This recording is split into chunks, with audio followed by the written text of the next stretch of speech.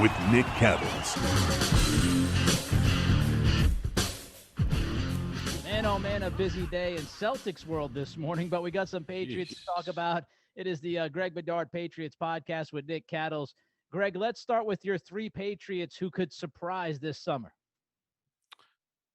Yeah. Okay. So first, let me just catch people up on what the schedule is this week with the Patriots so they know what's going on. So on Thursday, we're recording this on Wednesday. On Thursday, we are going to have access to the assistant coaches, which, Nick, as you know, we always get state secrets when we talk to the assistant coaches of the Patriots. Of course. So Yes, of course.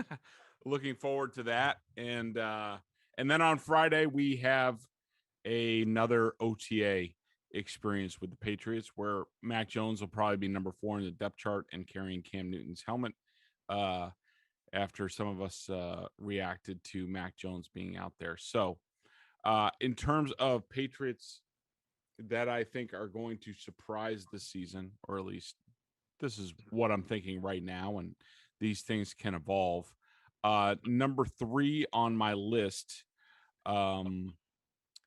is Josh Uche. I think that he showed some signs last year, Nick, of they were very faint, but they were there. Some signs of getting things. And now I think the big task with how are they going to bring him to the next level is, number one, like, where is he going to play? What is his role going to be? I think we have some indications, and we haven't seen, a whole lot of full team stuff yet. But I think there are indications that they're targeting him for inside linebacker, and then maybe play a little bit on the edge. Then again, they already have enough guys on the edge. I mean, they signed Judon, they signed Van Noy, they have Winovich if he's still here, they have Anthony Jennings, they have Dietrich Wise, they have a bunch of options on the edge. And what they don't, and they do have some options at inside linebacker, but one of the reasons why I'm hoping he pops there is because the Patriots need a lot more.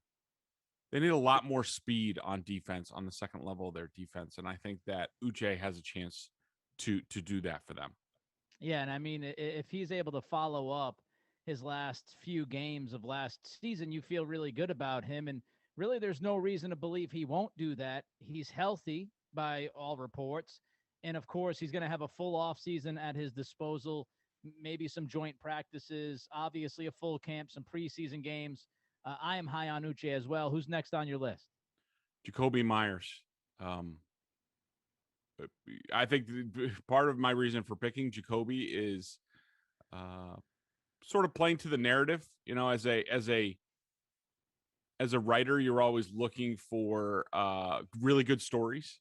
And I think that Jacoby Myers emerging after an offseason in which they signed 2 wide receivers, and most Patriots fans are openly lusting for Julio Jones, that Jacoby Myers, the skinny, doesn't look like much, slot receiver type, undrafted, unheralded, all of a sudden pops, I think would make a great story. And I think it would fall in line with what the Patriots have done over the years at slot receiver, from, Troy Brown to Wes Welker, and people, Nick, people misconstrue the whole Welker narrative and story all the time. Like, I get this all the time, and they talk about, well, Wes Welker was just a punt returner before he came here.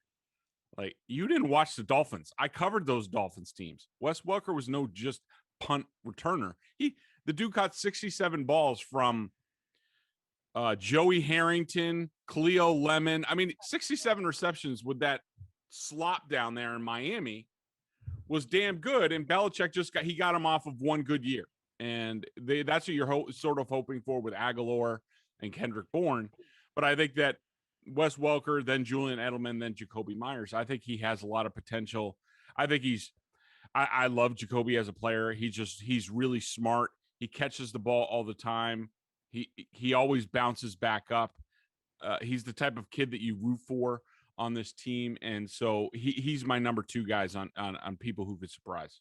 It would have been interesting to see how this would have played out if Brady believed in Myers a little bit more back in 2019. Yeah. When you go back and you watch it, at least there were a few times I saw Jacoby be open and Brady would just not pay attention to him. So, maybe that stunted his growth a little bit. But last year he showed out. I thought, he proved that he could be an NFL wide receiver. I don't think he's a number one. Some people went crazy and said, "Oh, this guy could be." I think he's more a 3/4, but in the right role, he can be productive. All right, your last guy on the list as far as somebody who you think could surprise us. My guy Kyle Duggar. I There you just go. think I just think I just can't wait. He's the type of guy that um you look at and you're just like, all right, this guy could be something. And he almost looks like he has the potential. And, I know some people made fun of me that I kind of went gaga over it. I think it was it the Seahawks game last year where he It was, popped. yeah, when you came out and declared him as Jamal Adams. Yeah, basically. Yeah. And, I think he could be better than Jamal Adams, but don't tell anybody that, but, yeah, and I just what we saw from him blitzing coming from the second level. I mean, me personally, I haven't seen that very much. It's very rare those type of safety linebacker hybrids, and Jamal Adams is certainly right now the best in the game at that. Um, and this is sort of where the Adams Kyle Duggar comparisons are apt, and also sort of looking at their careers. Jamal Adams to this point has just been a box safety. Like he's not good in coverage. And one of the things I was encouraged about is Kyle talked to the media a couple weeks ago, and he talked, and also I think it was Mike Reese might have talked to Rodney Harrison about Duggar, and that he's been sort of tutoring him. And I don't really care about the whole used to be a Patriot, Patriots tutoring Patriots storyline. I don't really care about that. What I care about is that Kyle Duggar and Rodney Harrison realized, okay, he needs to get better in space. He needs to cover better. He needs to play better in space. Anybody can blitz and run and go and tackle. Anybody can. Right. Even if you're not all that talented. The question is, and it probably won't be answered this year. Maybe I'm hoping towards the tail end of the season, that's when he really starts to spike and he becomes a real force down the stretch and into the playoffs. But for him, for his career, that's the most important thing. And that at least they're looking after 1 year, Duggar has enough self-awareness to look at the things where he struggles. I think is a great sign for this team, for him. And I can't wait to see what he does this season with a full off season, talking to Rodney Harrison, all that stuff. Like he has a chance to really star. Yeah, I'm excited for Kyle Duggar. I mean, I respect a lot of people in this business, and the people that I respect the most, they tend to agree with you on Duggar. I haven't really read anybody who said, "Oh, I don't think he has it. I don't think he has Yep. the potential to be special or really, really good." And I know Patriots fans are jacked and pumped, like Pete Carroll for Kyle Duggar. All right, so that was the optimistic look at things. Three guys that could surprise us and do good things. How about three guys who could disappoint? Let's start with the first guy on your list. So number 3 on my list, working my way up from the bottom. I'm going to put Henry Anderson in there from the Jets. Now, I was very jazzed about the signing. I am very jazzed about the signing. Yeah, I'm a little I surprised just, that he's the guy. yeah, I don't know. It's just and it wasn't so much what I saw at practice, even though I was watching him a bit at practice, and I wasn't all that enthused. He looks like he doesn't look like he totally fits. And the thing is like I think he's a good fit, and that's why basically on my free agency list, like in cap casualty lists, like all summer, I listed him as a potential for the Patriots because he's playing it in 3-4, whether it's in Indianapolis or the Jets. He's long. Uh, I just wonder about how effective he is at this point in his career. Is he past his prime, even though he's not that old at all? Was what we saw in Indianapolis the best that we're going to see? And look, and I also think they have a lot of competition up front. And, whether it's Barmore or, Wise doesn't play the exact same position. And I still don't know. And we'll get into that because he's also on my list. Uh, I still don't know where he's playing, but they have a lot of options up front. Like, what's Byron Cowher going to do? They have Barmore. They have Montravius Adams. I just wonder if we get out there in camp in the preseason and we just look at Henry Anderson and we're like, all right, he's a good player. Yeah, he can help, but is he really what they need right now? And so I just have some questions about that right now. I'm not down on him. I'm not saying he's going to be a bust or anything like that. I just think in terms of, because really I'm high on a lot of the roster on this team. I like the roster on this team, but I'm just looking for guys who I, I had a high ceiling for that I think their ceiling might be a little bit lower here. And Anderson's one of those. This might disturb some people, but I actually had a dream about Christian Barmore last night, and he was making a play. He got into the backfield and ripped the offensive line apart. There's my prediction. Christian Barmore is going to be awesome. All right, the second guy on your list. The second guy on my list is Dietrich Wise. I don't know how many. Look, everybody knows I was a charter member of the Dietrich Wise fan club. I'm still a fan of Dietrich Wise. I said it like about a week or two into his first camp. But the decision to resign, and I love a lot of what Dietrich Wise does. He is an unbelievable leader. He's unbelievable in the locker room.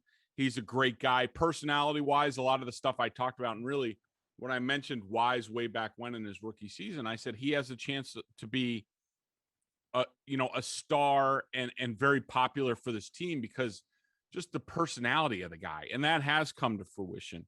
And I'm glad to see it because he is a really good guy. And he is everything that you want in a Patriot. And maybe that's why the Patriots overpaid. Maybe he's the new Rex Burkhead and these guys where Belichick is like, look, I'm willing to overpay for certain guys because I know that they're going to bring me something in the locker room. And there's something to be said for that. I understand that, and I'm not going to discount that. But, I mean, he got pretty good money. His cap number this year is like 3.7, but all of a sudden it goes to like 6.3 the next 3 seasons. I mean, for a guy who, Nick, we've talked about it over and over again, and I think you agree, he doesn't really have a position in this defense anymore. I mean, he gives you value because he's sort of like a 3-4-4-3 swing guy. But the thing is, right, he's not even that good at that. Like okay, he can play 4-3 end. That's what I think his best position is in the pros. And part of me wanted him to, and when he was drafted by the Patriots were a 4-3 team. And like Trey Flowers, he was the next one up after Trey Flowers. So that was the position that he played. But all of a sudden, the Patriots, for whatever reason, and it's usually personnel-based, went to a 3-4. And then, so he's not agile enough to play outside on the edge, and he's not big enough and sturdy enough to play the 5 technique at 3-4 defensive end. And so it's like, all right, where do you put him? In the last 2 seasons, he flashes here and there, but for the most part, he hasn't really done that well since they went to 3-4. And what do? They give him a 4-year contract. I don't understand that. And so for me, I have a hard time seeing how Dietrich Wise lives up to that money at any point. But then again, how much do you value the locker room and intangible stuff? Yeah, I was surprised at the money. I was surprised at the length. We talked about him possibly being gone when the season was over. He didn't leave. He stayed and he got paid. All right, last one on your list of guys who could disappoint. Yeah, I keep going back and forth on this, Nick. And again, let me say, before people get all disjointed about what I'm saying, Bedard hates this guy and he thinks this guy stinks. Get him all I'm not worked saying up, that. Bedard. You're getting them all worked up. I mean, I like I said, I like this roster and I like what they did in free agency. And I guess my number, I'll coin this player as one of my biggest worries for this season. He could disappoint. He could be great. It's Trent Brown. I mean, I think you're inviting an unknown variable. Like we just talked about Dietrich Wise, you sign him because you know what you're going to get in the locker room and the leadership and the durability and everything. And you love Dietrich for all that stuff. I'm not saying Trent Brown is the opposite, but Trent Brown is a wild card that you're introducing into the locker room, the offensive line, where the guy he's replacing, Marcus Cannon, other than when he opted out, and some injuries from here and there, he was a good, solid right tackle. Trent Brown has been outside of everywhere, outside of New England, has been a ticking time bomb in terms of, is he going to play? Does he want to play? Does he feel like playing? San Francisco, Vegas. Yes, he was successful here. He was chasing the bag. He already got the bag. Dante Scarnecchia was here. Dante Scarnecchia is not here anymore. So I have some worries about that because I think this offensive line, whether it's Mac Jones or Cam Newton or whoever at quarterback, this offensive line has a chance to be the strength of this team and really give Bill Belichick and Josh McDaniels comfort when it comes to this offense, whether it's a running game, play action game. They can control things and make it simpler for whatever quarterback is driving this team down the field. And I think all of a sudden going from Marcus Cannon and Owenu and what have you at right tackle. Now Joe Tooney's out. You got to move Owenu. And now all of a sudden right tackle becomes right tackle for a while has been a pretty good spot for them. Now it's a big, you don't know what the hell's going to happen. And if Trent Brown isn't on the field enough and they're paying him a lot of money for this season, then all of a sudden, if he doesn't work out, then the trickle down effect could be very problematic for this team. And so I'll just term Trent Brown as my number one outside of quarterback. Obviously, we need to know what they're doing at quarterback, but outside of that, Trent Brown and right tackle is one of my top worries on this team. Yeah, I think if you want to try to be optimistic, it's that it only worked in New England. So maybe there's some secret sauce. Maybe Belichick and company, they know how to get to him. I have no idea. If you want to be optimistic, you could say, as you mentioned, last time he was here, he was looking for the bag. Well, he's looking for the bag again. If he wants to sign another contract and stay in the NFL, this is pretty much his last chance. So there are reasons to believe that he could be good, but there are questions as well. One more thing I want to get to before the member question of the day. A lot of talk about Julio Jones. A lot of people think that today, again, this is Wednesday morning, a lot of people think today could be the day that he's gone. Have you heard anything about Julio, New England? And do you think he's gone by the end of the week? And if it's not New England, where would you lean?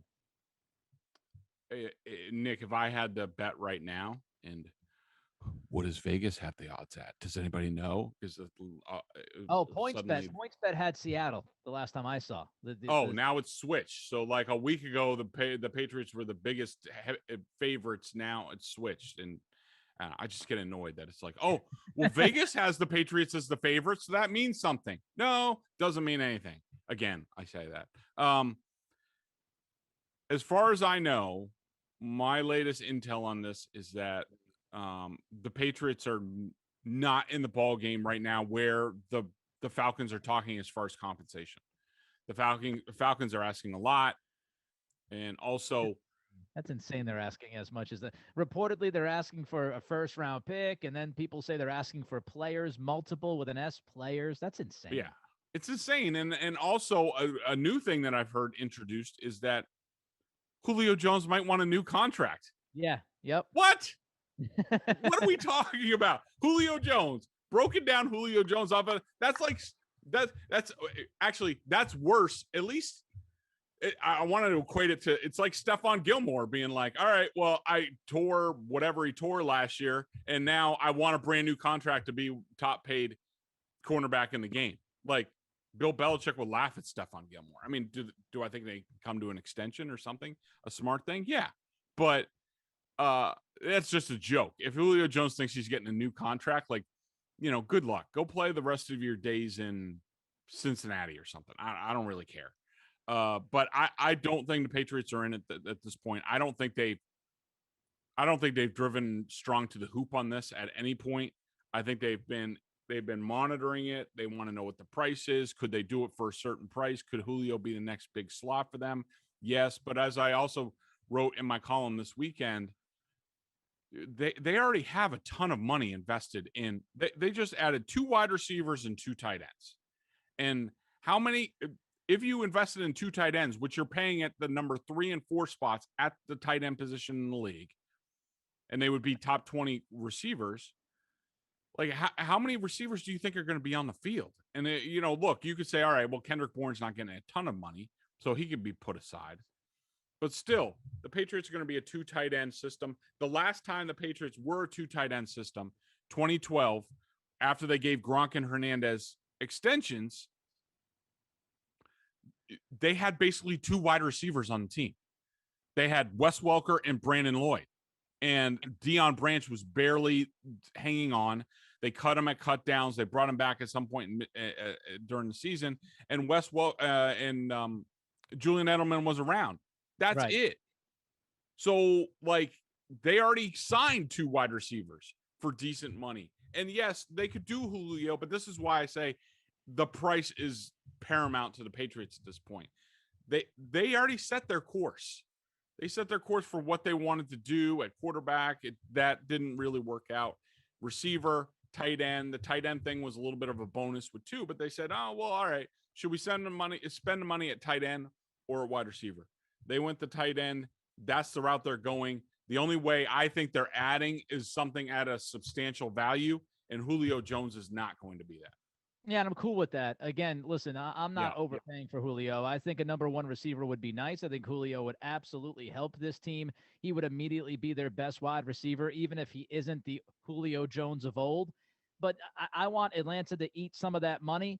And again, as we talked about the last time, I'm willing to give a conditional pick. Hey, I'll give you a 3rd round pick that can move up to a 2nd if he does this, this, and this, but I'm not overpaying. A member question of the day, BSJ, $39.99 on their annual plan. Of course, you get great Boston sports coverage. I mean, I'm sure John Corrales' head is spinning right now with the Stevens and Ainge news. Greg combs through the coaches' film during the football season. He answers your questions. Check it out, $39.99 on their annual plan. Our member question of the day, Greg, what do you got? Well, I'm going a little bit of a different route, but let me just say that I love the BSJ members, and this is why we have such a strong community. And, if you don't like, one of the things, Nick, that I want to tell people about BSJ is, like, if you don't like Twitter, if you don't like all the nonsense online, like, the BSJ comment section is one of the most mature, smart discussion places about Boston sports on the net. A lot of people say they would pay just for that, where the noise is at a minimum, and there's some good discussions. And one of them, and I just wanted to bring up, is that a couple of our BSJ members are Michigan alums. And as you recall last time, Nick, I was singing the praises of Quinn Nordin, the Michigan kicker, the undrafted free agent, who I was like, holy hell, the kid kicks the hell out of the ball. It sounds different.